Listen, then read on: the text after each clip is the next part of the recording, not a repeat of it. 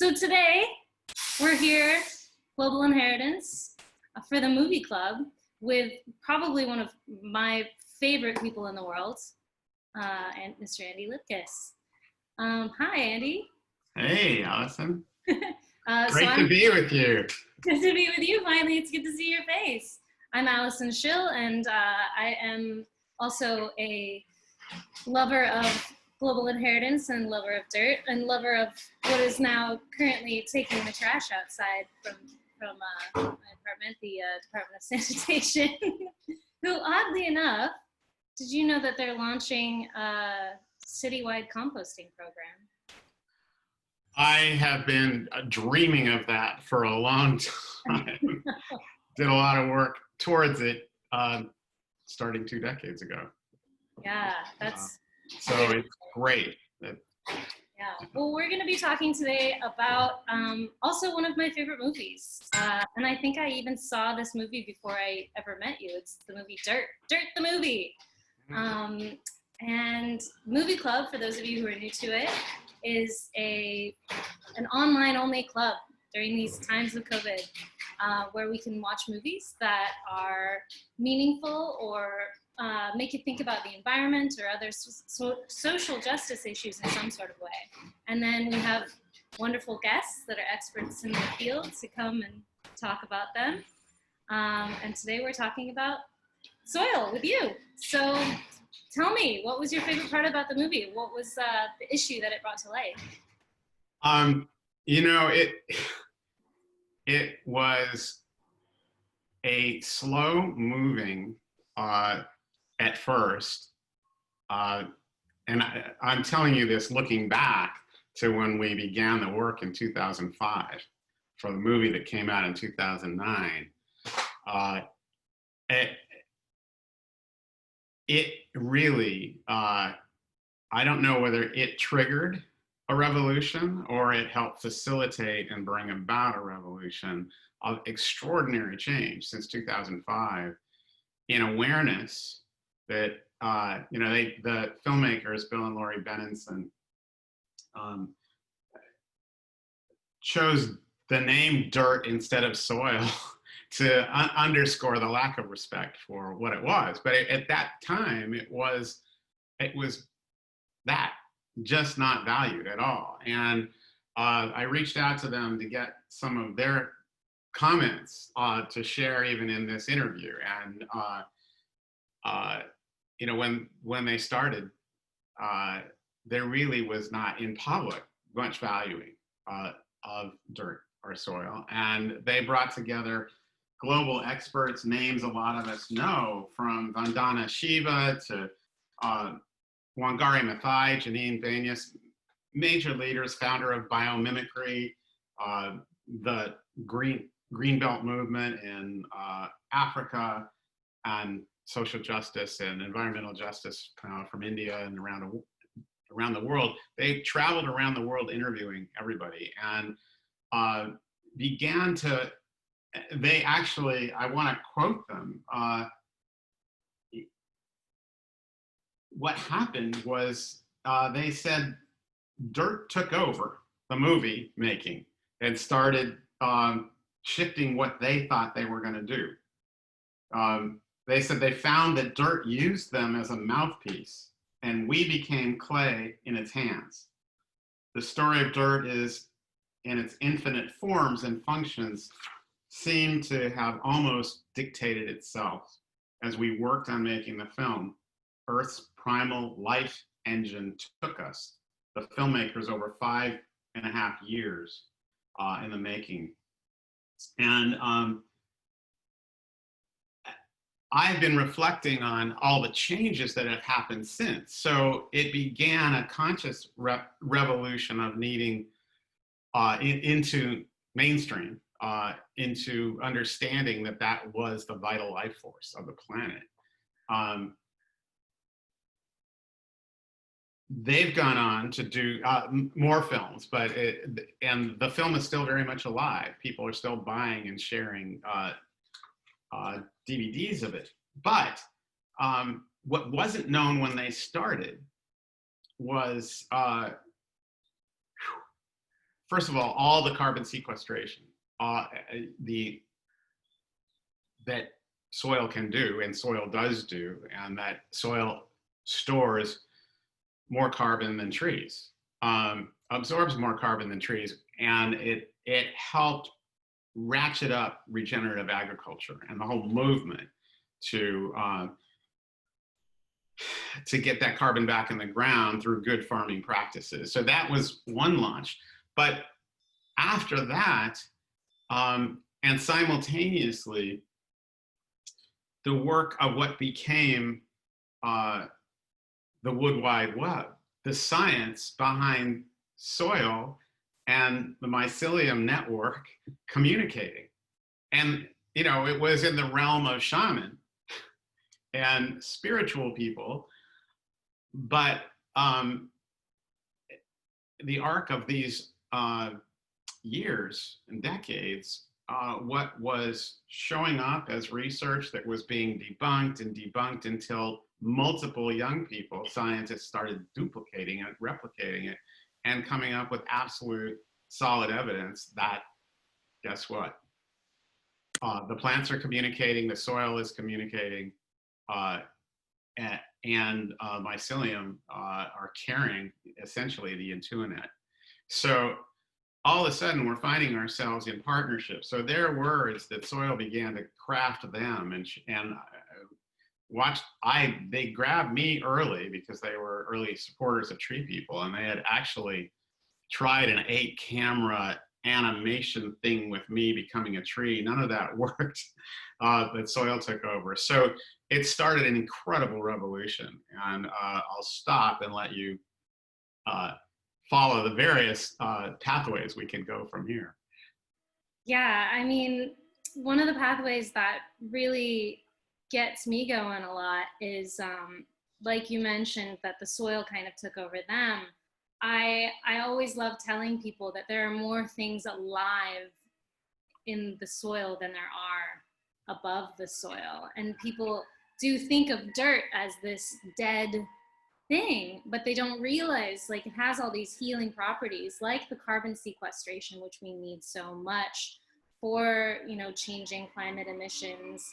And I wondered if you could talk a little bit about how our relationship with farming, with food waste, with compost, and with the carbon sequestration that we can do with healthy soil plays in moving and shaping our future in the climate crisis.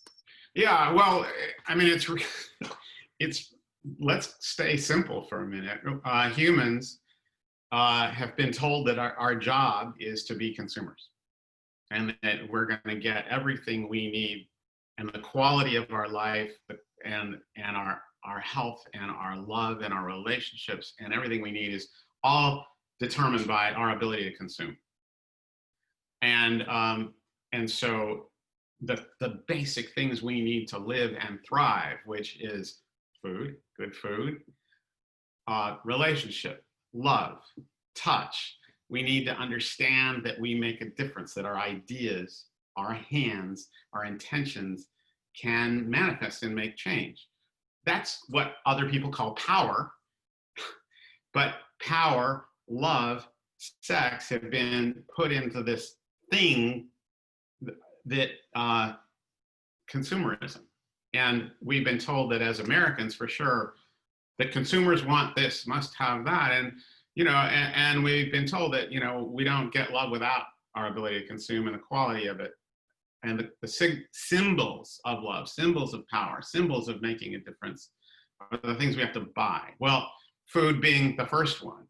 Everything we're buying, we're throwing away. We use it up, we throw it away. We don't recycle it.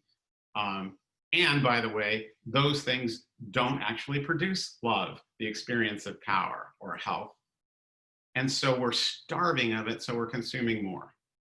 So that is a condition that sets us up for a world that now, you know, we've been very successful at consuming. The challenge is humans are actually designed to be regenerators. We're fed by the soil, we're fed by the planet, we're fed by the ecosystem. We are not separate from it. We've been living as if we're separate. And the most basic work that everything alive on the planet does is take solar energy, get energy from it, and then recycle it into the ecosystem. In simple form, our food needs to be recycled as it moves through us. The scientific definition of pollution is energy not recycled, energy wasted. And yeah, our food that we have used and not recycled is poop. It's pollution. When it's recycled, it's powerful nutrients and enough to keep the whole cycle going, to keep us wonderfully fed, to feed the soil, to keep all of that alive.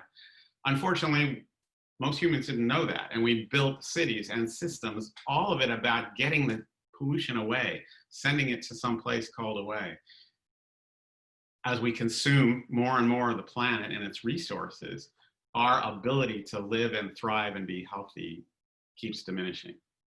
But what we have, so I know that was a mouthful, but it's kind of that simple, that composting, taking our food waste, taking our waste and turning it, capturing that energy, instead of having it become pollution and take the system down.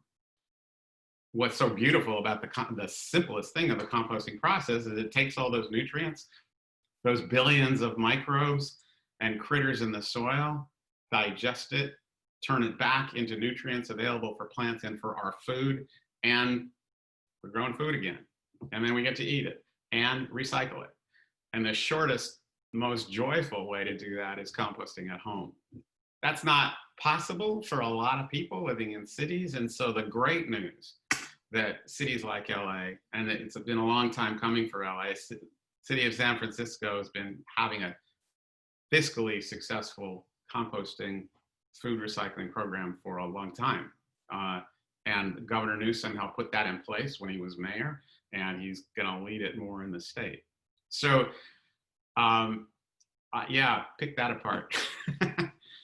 Yeah, I just wanted to mention we have one question that is pending, but everyone who is currently watching in the audience on Zoom or on Facebook can definitely submit questions, and this is an open discussion, so we'd love to hear from you.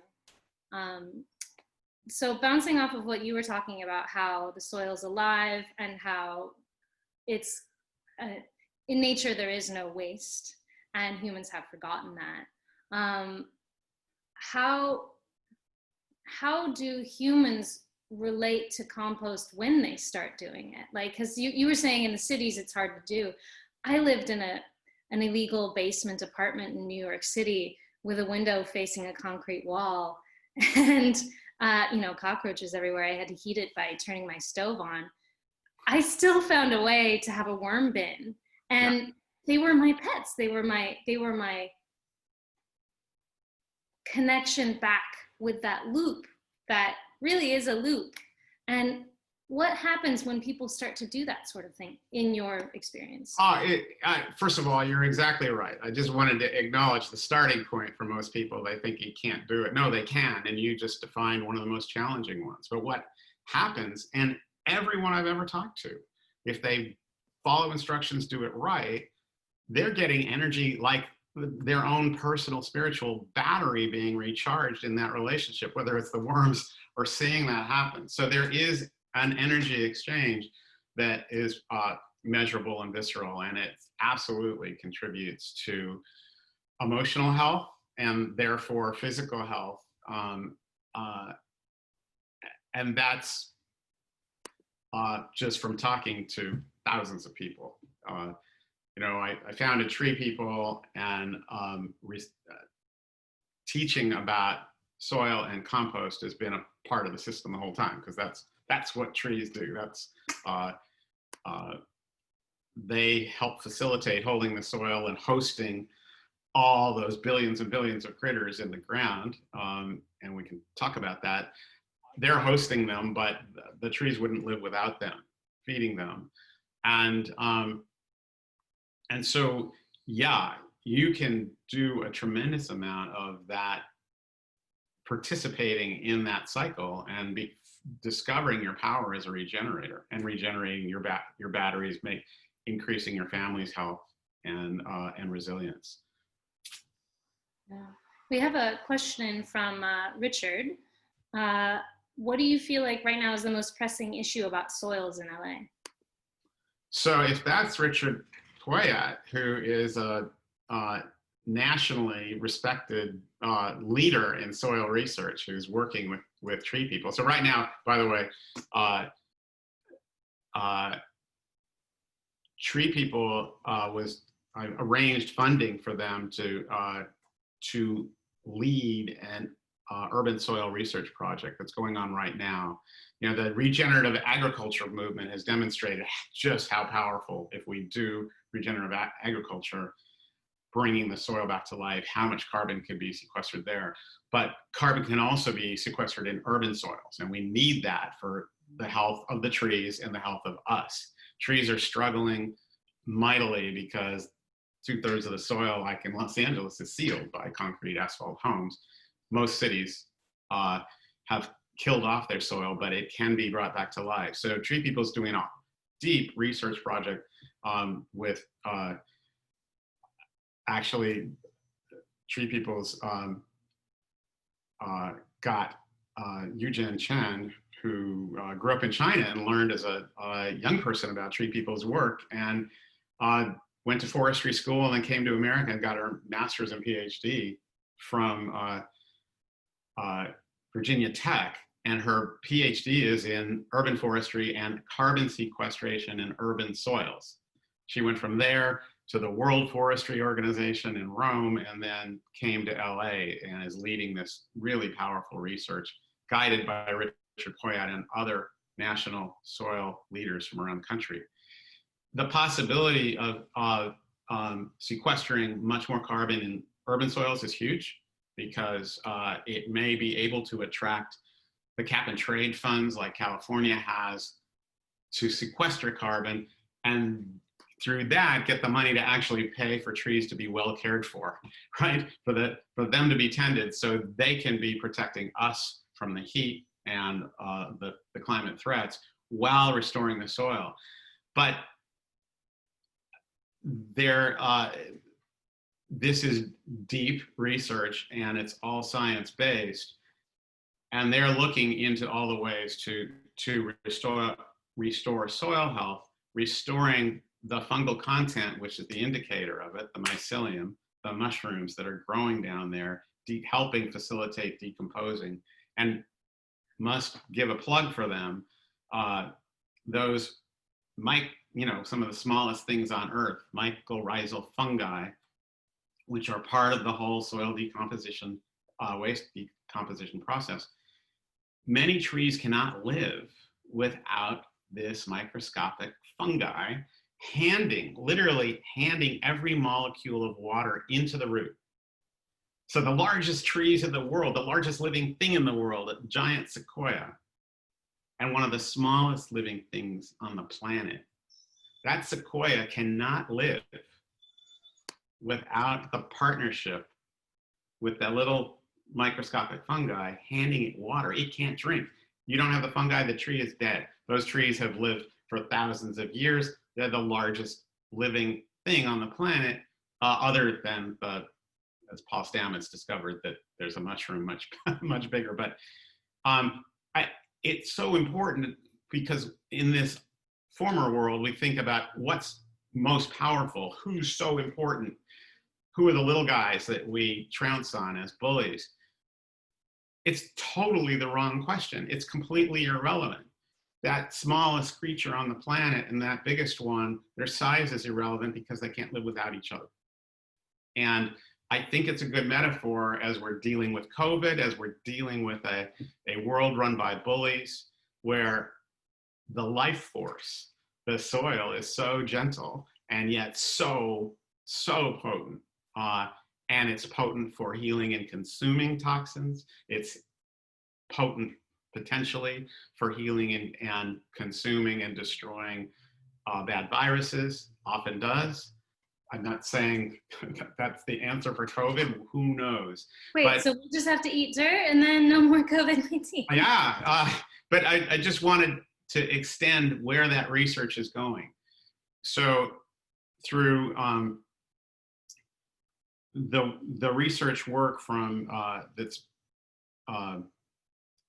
been done by Suzanne, why am I forgetting her last name for a second, at University of British Columbia. She's the one who came through with the conclusive evidence that the mycelium and tree roots all are interconnected and sharing. They are communicating, they are sharing medicines with each other to protect each other. One of the things that's impossible for that to happen easily in the city because of streets and sidewalks and all the disruption, we're looking at, and I've talked with Paul Stamets about this, and he's supporting us intellectually with this process, looking at if we can actually create under streets and around the city channels for the mycelium to actually connect across neighborhoods to build that network of health. So why we need it, we need to get the trees and plants healthy in the city, and we'll probably benefit from that extra internet communication as well. Great, and it looks like we have a question from a Libby. Is there a Libby? I can't see the question, but I think she's coming. So unmute yourself, Libby, and go ahead and ask your question. Hi, I was just wondering if you do work with eDNA and how your work with eDNA could like help you know more about soil health. I'm gonna confess my ignorance. I don't know eDNA, or not by that name.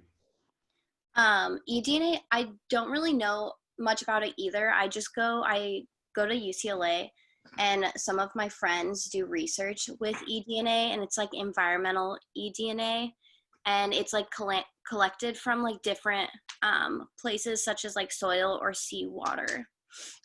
I'll check it out. Okay. I'm a UCLA dropout, and so I can check in. I mean, I have a great relationship with UCLA. Everyone in my family went there, but and they are participating in our research on creating, really enhancing tree canopy to protect people from dying in urban heat, which is a big reason why we have to fix the soil so we can actually have the trees help cool the cities down and stop the really tragic loss of humans from cities that are heating up quickly with climate change. So thanks for that, eDNA. So it's environmental DNA, which is basically the things that are being shed from organisms, sort of what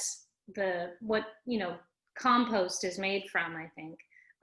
And you can go and measure that, the mitochondrial DNA. It's new to me too. That's cool. Well, yeah, I mean, everything gets smaller and smaller and more potent. That's great to know. And yeah, I presume that it probably, my guess, and I shouldn't be allowed to do this guessing because I'm not a certified scientist, but you know, the work of what the microorganisms do to stop disease, to consume it, metabolize it, the finer the grain, the more likely that there is that potency. And you know, I think it's, no, I shouldn't hazard this guess about wet markets and taking the viruses that are threatening to humans out of the forests and the places where the soils consume it and protect the ecosystem when we extract life from those systems that have the capacity to contain, metabolize, and just have it be neutralized, we get into trouble. Yeah, communities have sort of sterilized themselves in a nice, safe little bubble so that it kept out any of these potential threats. But what it's also done is taken away our immune system from those potential threats as well. Yeah, and if the eDNA is an actual measurement of those immune functions, that's a very cool thing. So speaking of communities, working with you at Treepeople was always inspiring. because not only was it the work of a nonprofit organization that showed up and made the change happen, it was the work of a nonprofit organization that injected itself into a community in order to give that community a boost, to become the change themselves, and to train the leaders that would be able to keep moving things forward. When it comes to soil, what happens, in your opinion, when a community returns to that ability to understand its relationship with soil? Building on what your experience was, even isolated in a basement apartment,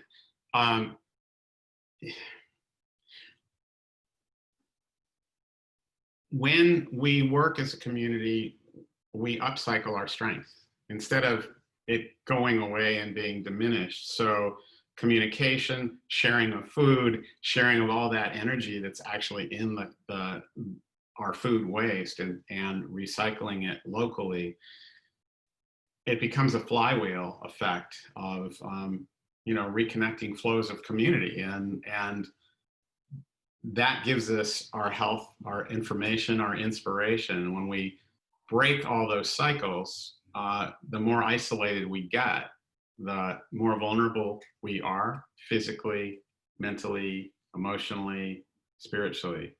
And so, and there's great organizations showing up all over that are facilitating composting in communities. We partner with LA Compost, which is a really great grassroots organization that's helping individuals and neighborhoods build neighborhood compost hubs for where they can't do it at home. And what flows out of that is then a community garden, and then production of food and food security. And so LA Compost is working with another nonprofit, Community Healing Gardens in South LA, and they're setting up an emergency victory garden program. So they have a community garden hub at Markham Middle School in Watts, and have been feeding hundreds of families from that garden. But they're starting a new program where they're going out with bicycles and helping people set up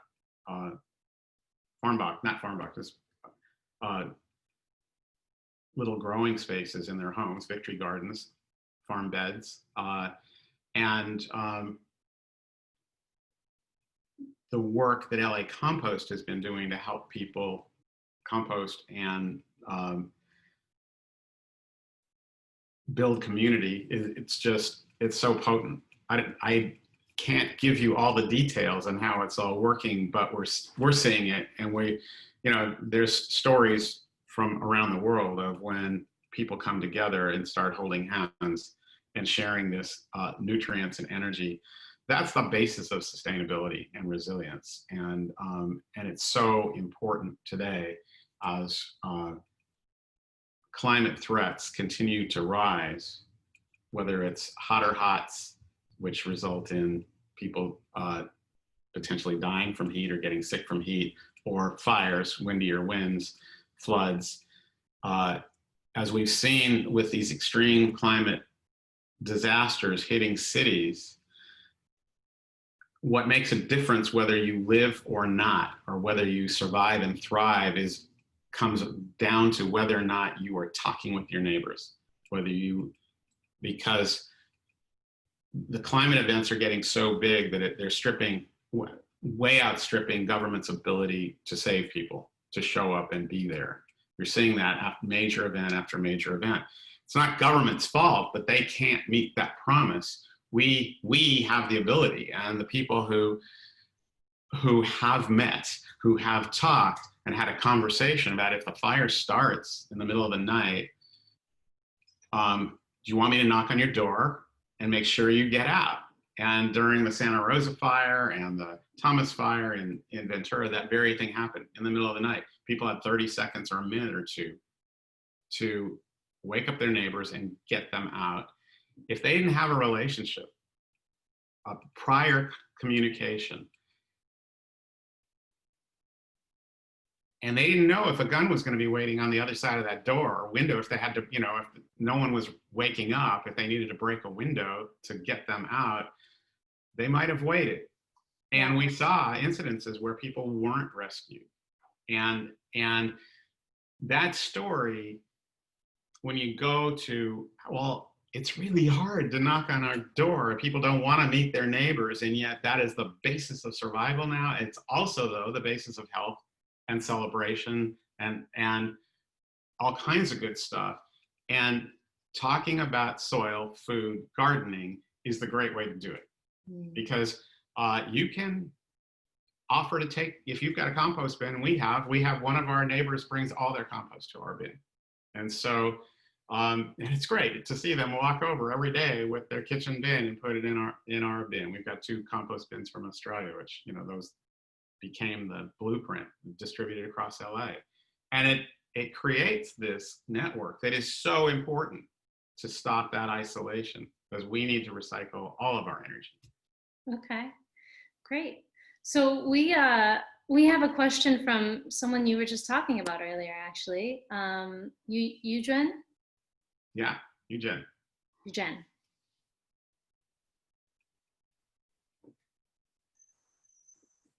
Hi, Eugen. There you are. Oh. There you were.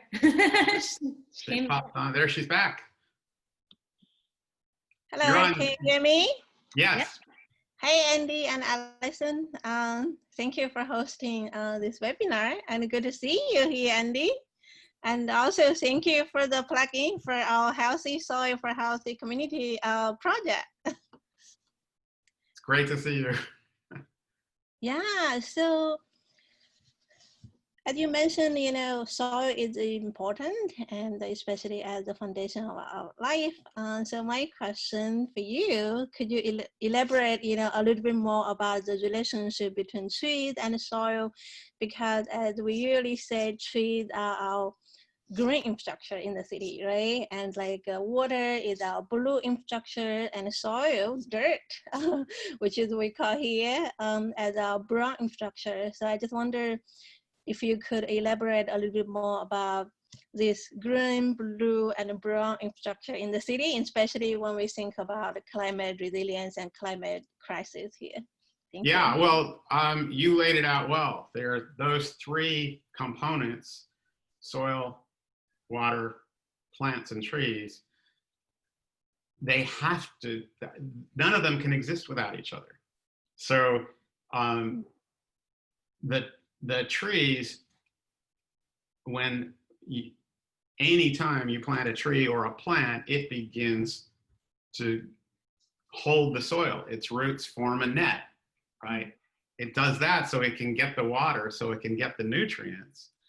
But wherever you remove trees, you start a cascade of failure of the ecosystem, right? So you take away the trees, they're not there to hold the soil, so when it rains, the water washes off.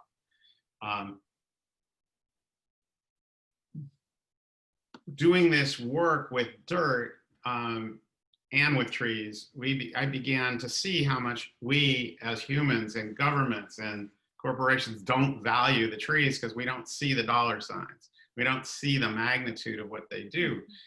But as we started to ask scientists to measure the magnitude, so the first thing we did was the green-blue relationship. I learned from the head of the U.S. Forest Service that when he changed the mission of the Forest Service from producing timber, just wood, to water management, and he got in big trouble from Congress. They took away his money and punished him. I said, why did you do that? And he said, I learned when I was a young forest ranger the critical role that trees play in all aspects of keeping us safe in life. He said, I saw floods in Northern California, flood after flood, and I asked an old farmer, has it always been that way? He said, no. And he asked the farmer, well, what happened? And the farmer said, they took away all the sponges. And the sponges were the oak trees. They were cut down. And I thought, that's interesting. I'd never thought of that. The sponge is the green canopy that catches the rain, but even more potent is the root system. And when you think of, and this is a story of soil, dirt, compost, when that tree begins to grow, it drops its leaves. So it's taking solar power from the sun, converting it to sugar and growing. All that, what we call waste, all that energy falls to the ground. It's food for worms and critters, microscopic squirrels, bugs, snakes. Everybody who lives under the tree digs, drills, eats, poops, makes more nutrients, the tree grows. But as they're digging and drilling, they're creating a sponge. Mm-hmm. And who knew that? Whoever taught us that? So I asked the US Forest Service Research Lab in Davis, California, to calculate the liquid rain runoff storage volume of an oak tree, of a large oak tree. And so, I mean, we did this to actually try to save a tree that had a canopy 100 feet in diameter, this huge oak tree. And it was purely an emotional argument that we all keep losing. Another big tree, why save that when you need a road, when you need houses? Well, they came back with said that space in the roots where the tree has made the soil with hold the soil so the critters can make the soil, the liquid storage volume was 120,000 gallons in a flash flood.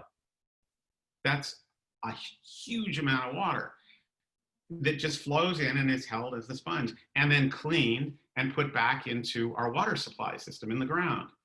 If you take that tree out, next time there's a rain or a flood, that flood goes downstream and there's massive costs. People get hurt, people get killed, houses get washed away, roads get washed away. You lose all that productivity of that soil and you lose the ability to put the water back in the ground in our underground water storage in the aquifer. So that's why I'm answering your question. Now I forgot exactly what you asked, but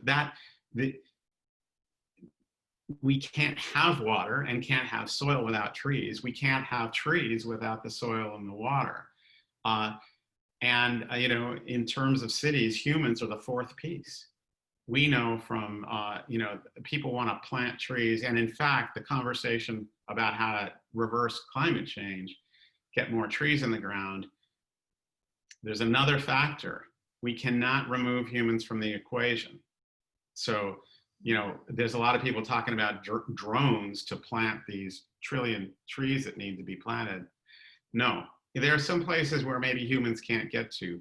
I mean, this is really good work, and we need human sensitivity, brilliance to be employed around the world, putting this system back together and nurturing it. That's the rebuilding of our economy. That's the rebuilding of the planet security system and food and water and oxygen. It's the fastest way to turn things around. We can't keep thinking that the poop that we throw away somewhere, our food discards, the same energy in our gasoline that we just throw away into the atmosphere. We can't just keep doing that. There's no need to do that when compost teaches us that everything can be recycled. And every time we do that, it restores money, it restores economy, it takes it out of the hands of the people who are skimming it and taking it away from us, and it redistributes that energy, the nutrients, that wealth back into the community. Yeah.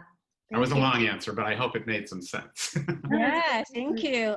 That's definitely a beautiful answer, and you know, about the relationship between soil, trees, and water. And also, I couldn't agree more when we, you know, work with dirt or when we look at the dirt, and actually it connects people with nature, and also think about, you know, what we can do as a human being to help the environment we are in to make it, you know, a better future, not just for our generation and also for future generations. So thank you for hosting this event. And if I'm allowed to have another plug-in, I would like to share an online urban soil symposium we are going to host in June, and I can send the link in the chat, and everyone is invited. And actually, Andy is going to be one of our launch keynote speakers then, so you are all invited. Thank you. That's great. Please share that. And you just reminded me that Los Angeles is such a good example of having blown it. We took away, we paved the city to make a city of cars and buildings. 2/3 of our soil is paved. Los Angeles receives in rainfall enough water to meet half its needs. But because we've sealed the land, all that water runs away.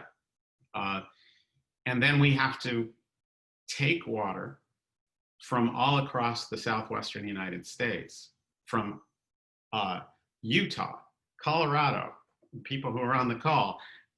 The Colorado River gets extended into Los Angeles. The Sacramento River out of the western side of the Sierras gets brought all the way into Los Angeles.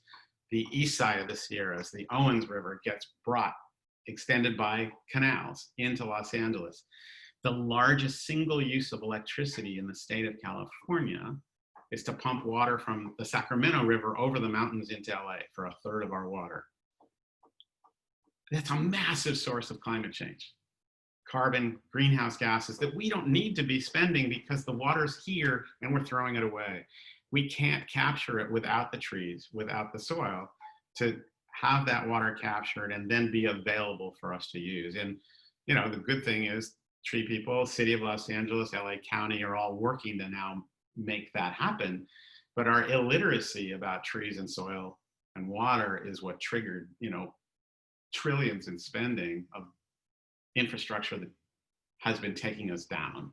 And the good news is just from the simple model of recycling and composting that extends out, we can leverage so much and create jobs powering our water system with human energy instead of gasoline. Well, bringing it back to soil, I'd like to ask the audience to participate in a poll. So a little poll is going to pop up, and we'll share the answers with the poll afterwards. And while we're doing the poll, let's see, the poll is, have you ever grown your own food? And do you compost at home? So if everybody can just take a moment.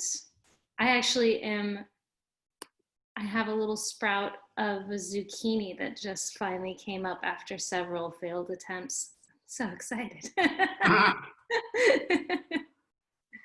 My morning green drink, is from a 2.5 by 6 foot garden bed right outside our kitchen that's growing kale and chard and mint,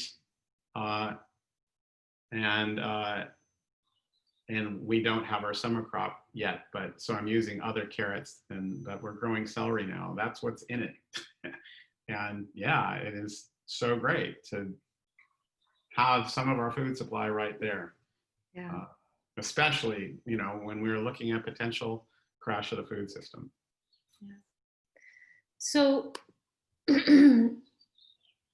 okay, I've got a question from Maggie. Going back to the commoditization of life you mentioned earlier, do you see the trend changing?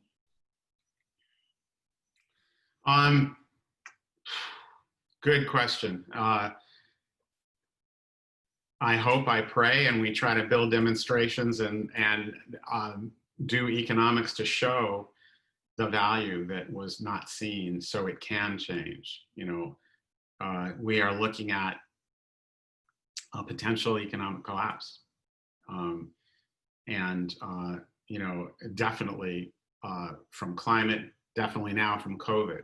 And the question is, there's so many things that we humans need that are unaffordable from most people, that shouldn't be basic needs. And so if we can, and the human energies we're talking about, the infrastructure that we represent that government can't do anymore. And is so important for making sure that we're all fed, that nobody's ever out of food, and that that food growing resources are right in front of us. And to commodify that in some way, to realize that, you know, it's not just the value of the food that's eaten, it's the value of the food, the health that's produced in that person, the crime that's reduced because there's greater security, less mental health issues, all the things that we haven't valued any of that. It's just there as a cost that many people can't afford. And we're, you know, when you look at how close to failure we are as a system because we've commodified the wrong and valued the wrong stuff, and all that is dollars that don't produce health, that don't produce security, that don't produce what we need today. I think we have an opportunity within reach right now, and it may go away very quickly as the economy reopens, and if it doesn't crash again with all, you know, with another spike in cases, there's always an opportunity for us to vote with our dollars. And so I'm going to answer that yes,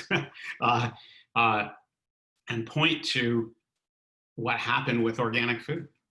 You know, you could only get organic food from health food stores, and there were few and far between.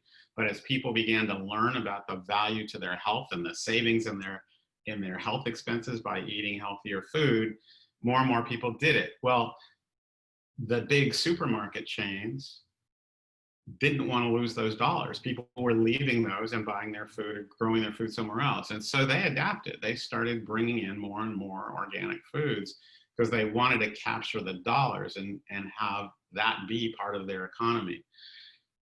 That was our dollars. That was our power, our pennies, our nickels, you know, we're voting with our pennies, with our dollars. And it absolutely makes a difference. Marketing people don't want you to know you make the difference, but we do. And that's where we have our power. But we do have to consciously use it. And we can make change faster than people would believe.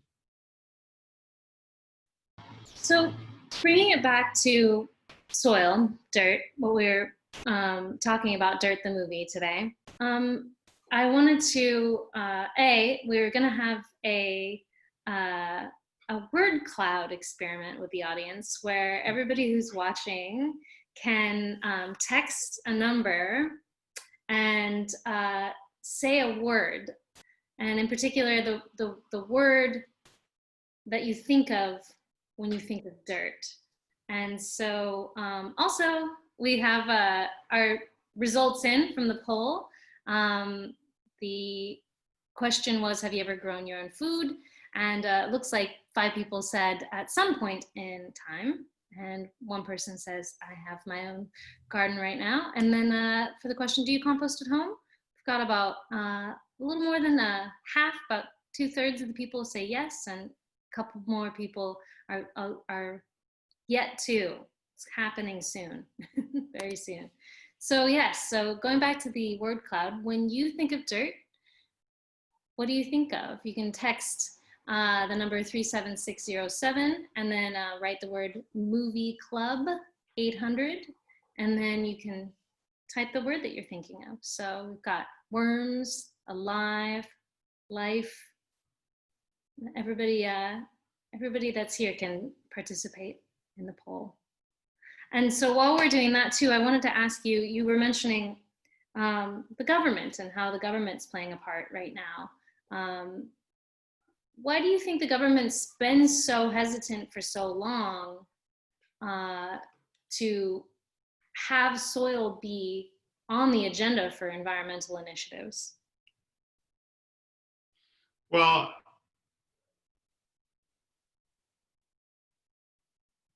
government has a job to do, you know, it's responsible to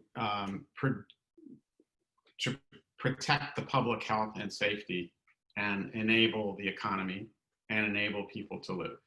It's the responsibility and the job of government to do that. And so then it's given the right to tax and build systems to take away and to protect us, to give us fire services, to bring us water, electricity, take away our waste. And there wasn't good science when cities were designed and built. And it has been a long learning curve. Over time, cities were built, and then, you know, there weren't sewage systems, but people were getting sick. And then they discovered, you know, not only did it smell bad, it was not good. And they started building ways to take it away because that made it better.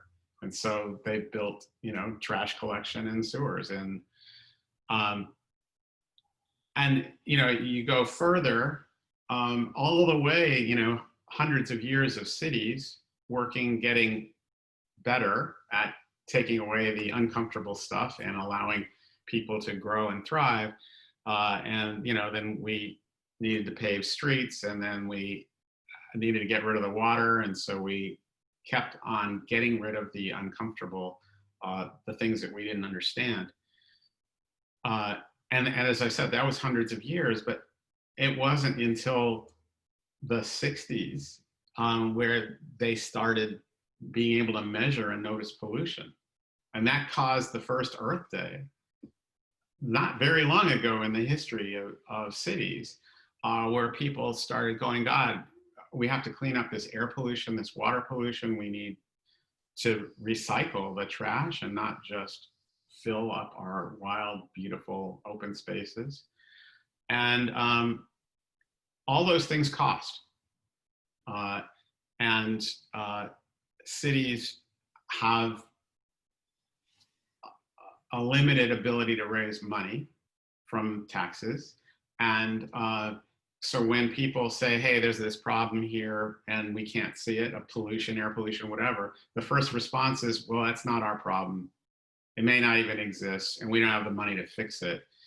And it took movements, it took lawsuits, it took, you know, environmentalists doing education of communities to change the law or expand the budget.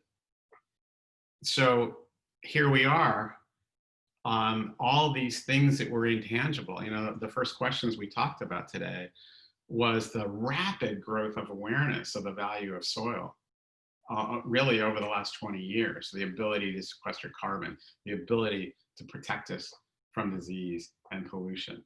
And once again, it's, you know, major cost to change a system that's been in place. But in this case, we should be able to do it rather quickly because we see cost savings, you know, in the balance. But when government starts something, they're generally not hooked up to the science. And, you know, they're always operating infrastructure, whether it's flood control, waste management, sanitation, air quality. We now have laws regulating all of that. And if they innovate and step outside of the prescribed law about water quality or flood control, and someone gets hurt, they get sued. They may go to jail. And so honoring engineers here, their commitment is to save lives and protect people from how they were trained, from how the science told them, how the engineering told them. The challenge is from the worldview that everything's separate and there's a place called away that we can throw stuff and there's no cost to that. That handled it for them. Now we know that there is no place called away. All of our trash goes somewhere, to the ocean, not away from us. It may go to another country. It may just go to a gyre in the middle of the ocean. So this growing human consciousness, we're still in that revolution. And the role that we all play is huge in understanding it and becoming an advocate, talking with neighbors, building movements. It's the only way change happens. It's uncomfortable because it's a whole lot easier to just go with the flow. But we're not flowing in the right direction right now.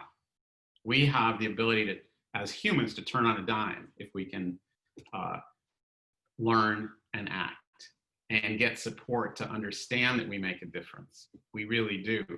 And yeah, I think I answered your question. Yeah, you're such an inspiration in your approach to all these things. It's part of what I love about you. So is there anything on the horizon right now, scientifically, breakthroughs, studies, or policies and laws about soil that have got you really excited?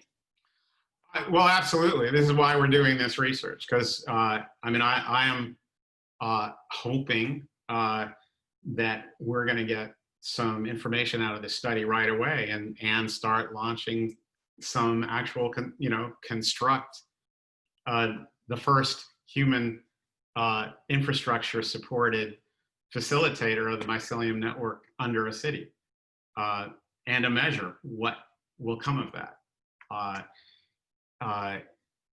And that's on the far end but it's real, and we're going to make it real as a pilot.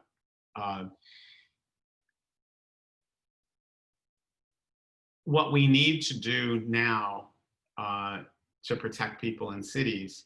So Australia is a continent that's been experiencing severe and extreme climate impacts about 20 years ahead of us in the northern hemisphere. But because their culture is and lifestyles are so similar to ours, and actually better now, they have adapted in ways that are good models for how we can adapt quickly. So back at the end of the 1990s, early 2000s, Australia had a massive drought called the Millennium Drought. It lasted about 12 years. And they, doing biomimicry engineering, using good old technology, one of the important things they did across the country was give people the ability to capture water. And it's just like capturing our nutrients, but they gave people, they incentivized tanks, not just little rain barrels, which are like a thimble, 50 gallons. People were given generous incentives to install cistern tanks that are, 1,000 gallons, 5,000 gallons in a house. And the city of Melbourne, 4 million people, just like LA, Sydney, even bigger, 40% of the homes installed rain tanks within 5 years with government incentives. So they created a whole alternative water supply and survived. The cities of Adelaide and Brisbane, 50% of the homes adopted. So there's this partnership with government where if you give us the resources, we can quickly build this healing infrastructure. We can absolutely have to do the same thing with soil, because we've got to be growing food. We've got to be restoring the soil. But why it's so important, and I know I go down a tangent here, but a big one is, first they had the drought, and then they had extreme heat waves. So in 2009 in Melbourne, Black Saturday, there was a heat wave. Temperatures were going between 110, 117 degrees. 220 people died in one day in Melbourne. Same thing's happening in Sydney. They threw all the science they had, really good science, at this and realized, wow, we can cool a city down using other research work from America about the ability for trees to cool cities down and eliminate what's called the urban heat island. And so Melbourne set a goal of increasing their tree canopy cover to 40%, Sydney to 50%. And they're investing millions in planting trees to create this cooling, evaporative cooling and shading tree canopy. They are succeeding. You can't grow that canopy without soil, without dirt, healthy, functioning, and without water. They're doing it. They're capturing the water so they can sustain those trees. Treepeople has done the research and led an urban cooling research collaborative with UCLA, Yale School of Forestry, University of Miami, LA County Public Health, to put together a study to see what tree canopy we need in Los Angeles. And it's important to understand why this is urgent. It is urgent because we don't get the feedback of what's happening now. So we heard about Australia losing all those people in these big heat events. And they, like America, used to ascribe the cause of death to a chronic disease that people had, whether it was obesity, diabetes, whatever. They thought it was they had the chronic disease and those people died. And they said it was the chronic disease, but they started correlating the time of the first emergency call to the temperature and the time of death. And they found on the third night of a heat wave is when the 911 calls started exploding and people started going to the hospital. By the fifth night is when people died. And that was across the board. People had what we now are calling background conditions in these COVID deaths.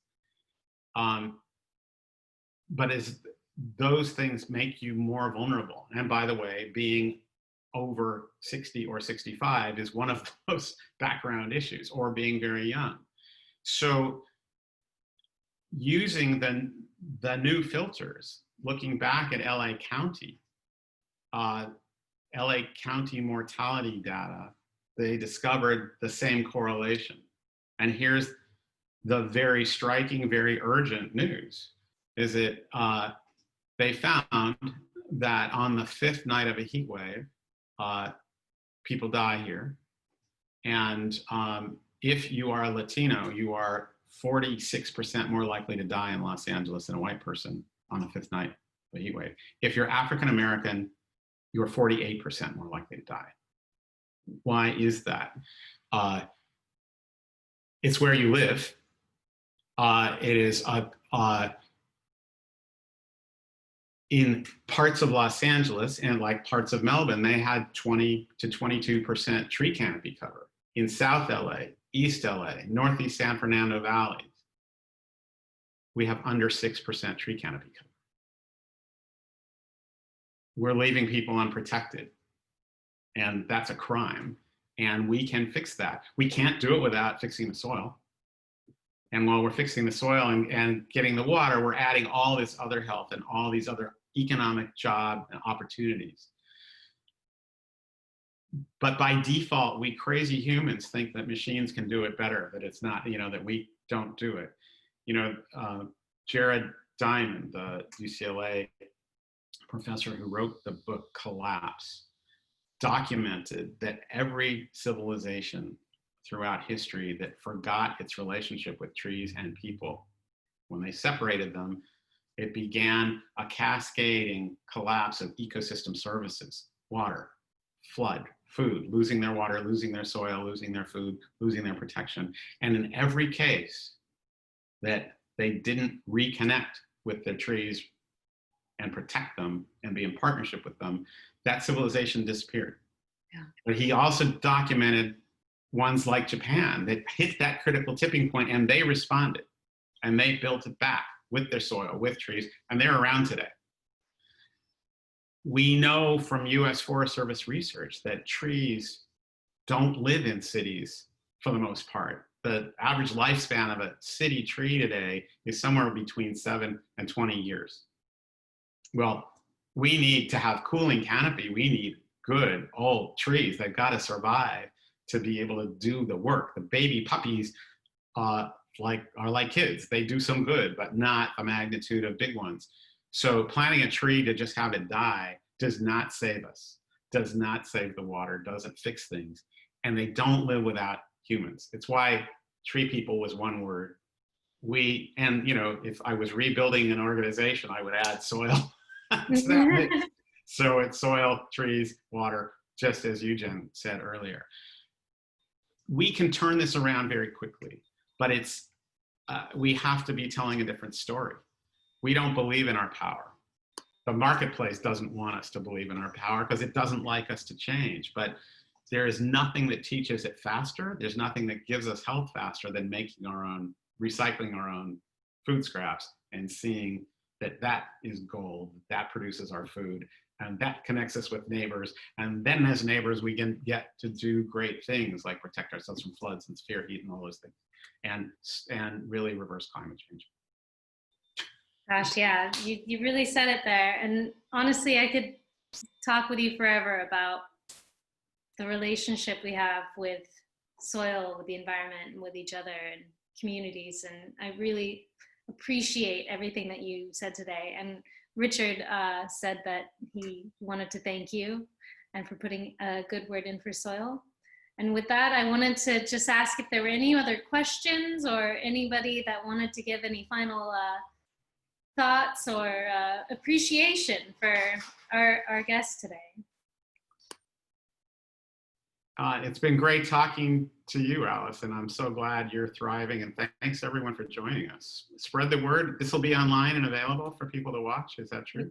Yes, absolutely. Yeah, we'll be able to have people watch it for many years to come, as long as the internet exists. We'll get Dirt the movie, share it with friends, have dirt parties, make mud, and then the filmmakers, Bill and Lori Benenson, have made a second one working with Kiss the Ground, which is all about teaching farmers how to rapidly fix their farms. And so Kiss the Ground is out or coming out. Look for that. Look up the organization. This is a massive revolution and it's happening.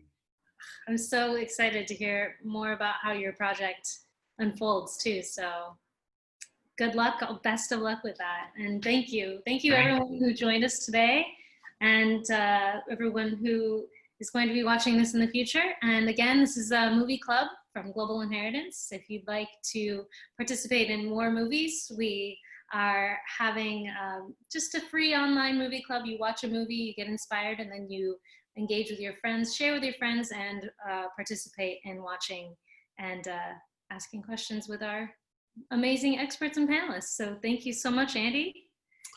Thank you, Alice, and thank you, Global Inheritance, for hosting this. Yeah. All right. Well, take care.